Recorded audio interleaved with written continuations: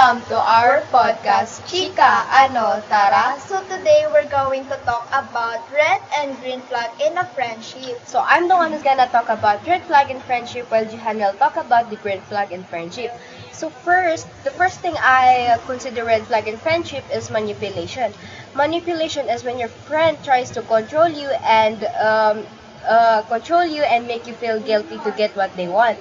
Like for example, yung friend mo is gusto niya mag-skip ng school tapos ayaw mo, and then ito try niya na i-guilt trip ka para makontrol niya yung decision mo, kasi like sasabihin niya na kung if you are really a true friend, nasasamahan mo kung mag-cutting classes. So that's the example of manipulation. So I consider it as a red flag kasi na ginakontrol niya yung decision mo.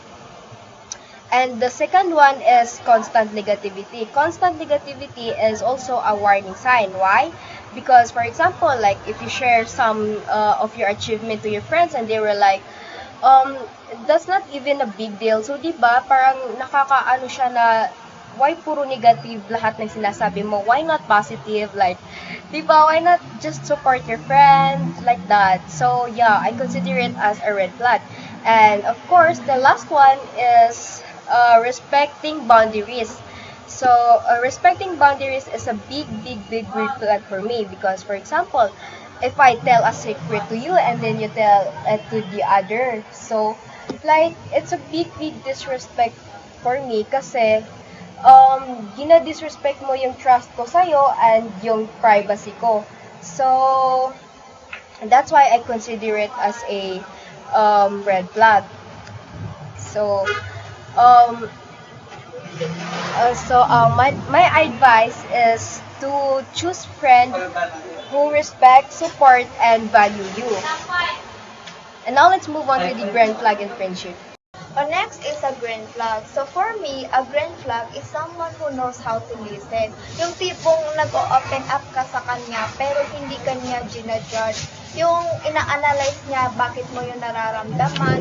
And someone who is honest pero kaya siya, yung tipong may pagkakamali ka pero sinasabi niya yung pagkakamali mo in a good way. So a type of friend like that is I really want, kasi when you're with them is you feel comfortable and safe. So especially tayong mga babae, mahilig tayong mag-open up, mahilig tayong mag-open up. So pero hindi naman sa lahat nag-open up lang tayo kapag comfortable tayo sa isang tao na yon.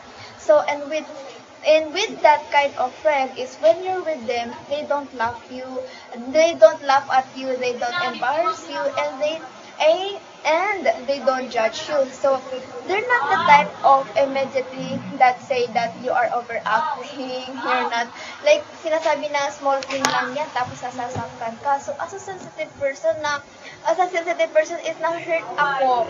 So it feels like hindi valid yung feelings ko.